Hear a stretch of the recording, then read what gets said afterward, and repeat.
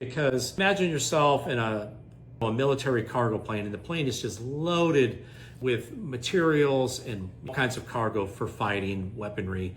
And that plane has to make an emergency landing, and the only landing it can make is on a small municipal airport here in town.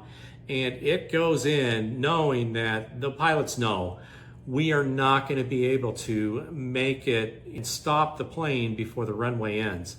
And so there are only a couple of options. The people who are on board either have to jump out the airplane with parachutes prior to landing, or they got to hit the ground before the runway even starts and hope that they can stop before the thing ends.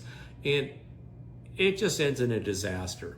And that's kind of what we're dealing with all of our 7-year models is we're either trying to evacuate before the 7 years begins, or we say, no, we need to make it all the way to the end of the 7 years. But when we get to the end of the 7 years, we still have so many events left that the day of the Lord, God's wrath being poured out, Israel being restored, all has to happen within a 1-day period or a week or a month period.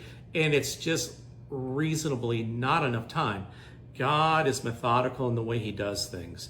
God is very calculated, and we need to give Revelation the time it needs to breathe and to just allow the events in Revelation to just work themselves out. And when we do that, I continue to say, when we do that, we have a beautiful story of how God redeems his people, has mercy on the unrepentant, and ultimately only allows wrath to be poured out when all other ends and means have been pursued to save the world.